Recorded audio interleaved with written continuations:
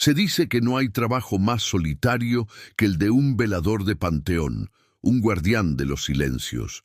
Y para Rogelio, después de 10 años en el cementerio municipal, esa soledad era su compañera más fiel. Durante el día era un empleo tranquilo. Mantener la reja cerrada, asegurarse de que nadie entrara a causar problemas y dar sus rondas entre las lápidas silenciosas. Pero cuando el sol se ocultaba y la noche reclamaba su dominio, la verdadera naturaleza de su trabajo se revelaba. Rogelio nunca le contaba a nadie lo que pasaba cada medianoche. Era un secreto pesado, uno que cargaba solo. Siempre a la misma hora, sin falta, el silencio era roto por 3 golpes en la puerta principal. No eran golpes apresurados ni violentos, eran lentos, profundos, con un eco que parecía venir de muy lejos o de muy adentro. 3 toques que resonaban en la madera y en los huesos de Rogelio. La primera vez que los escuchó, su lógica le ofreció una explicación sencilla: un borracho perdido, algún joven haciendo una broma. Se levantó de su silla, tomó su linterna y abrió la pesada reja de metal. Afuera, solo la calle vacía y el frío de la noche, ni un alma a la vista. Qué raro, pensó, y volvió a cerrar. A la noche siguiente, justo a la medianoche, los mismos 3 golpes. 1, 2, 3. Esta vez, Rogelio se movió con más cautela. Abrió la puerta esperando encontrar a alguien, quizás para darle un buen susto. Pero de nuevo, nada. Solo una neblina espesa que comenzaba a trepar desde el asfalto, envolviendo las lápidas más cercanas en un abrazo fantasmal. El camino estaba desierto. Con el paso de las semanas, de los meses, de los años, Rogelio aprendió la lección. Dejó de levantarse.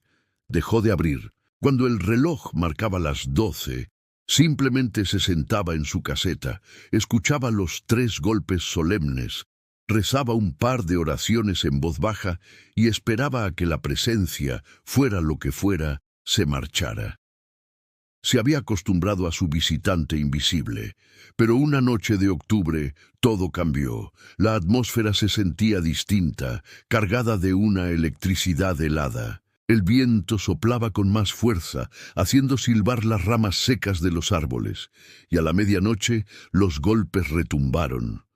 Pero no eran los 3 golpes familiares. Esta vez sonaban como si una multitud desesperada estuviera al otro lado. Golpes rápidos, frenéticos, caóticos, puños, palmas, cuerpos enteros chocando contra la reja, exigiendo entrar. El corazón de Rogelio martillaba contra sus costillas. El miedo, un viejo conocido, se convirtió en pánico. ¿Qué estaba pasando? Una turba, vándalos.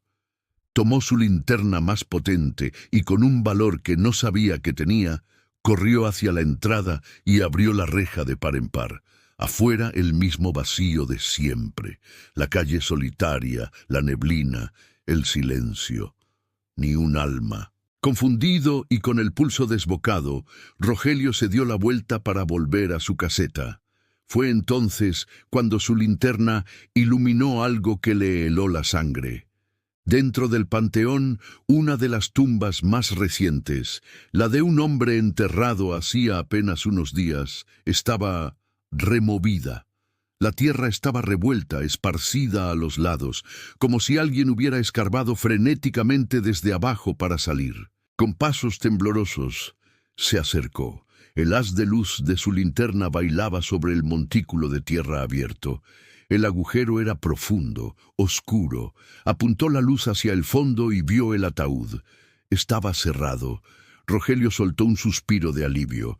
Quizás solo fueron animales, o el terreno que se había asentado. Una explicación lógica. Siempre había una explicación lógica. Pero entonces un susurro escapó desde el interior de la caja de madera.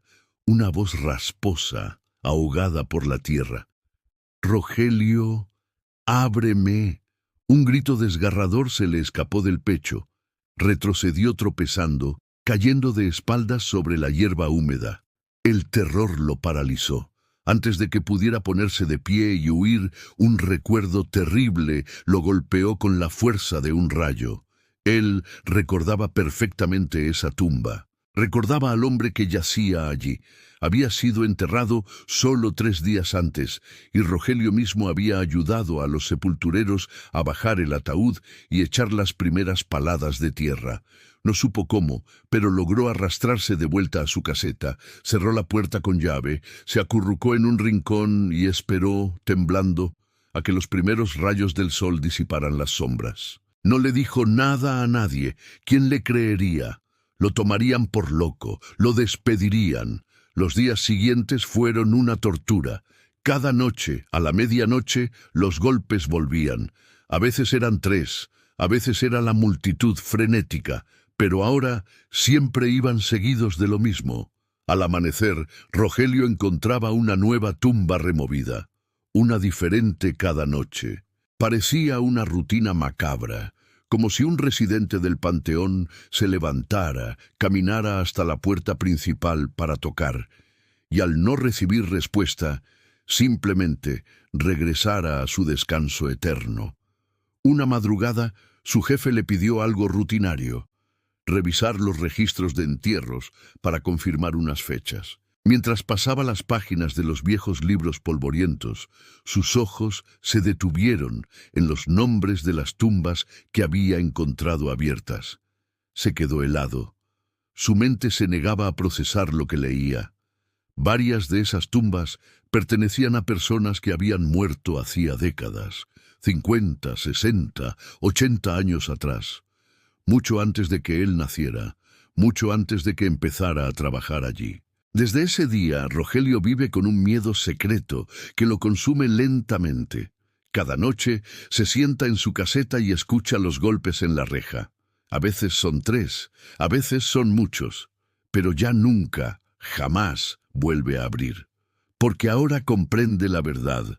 Sabe que no están tratando de entrar, están tratando de salir. Y sabe, con una certeza que le hiela el alma, que algún día, cuando su tiempo en este mundo termine y lo entierren en ese mismo panteón, también será su turno.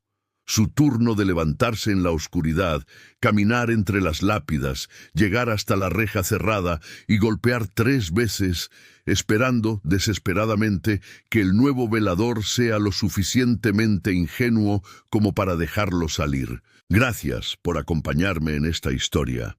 Si te gustan los relatos de misterio y terror, no olvides suscribirte al canal y activar la campanita para no perderte ningún video.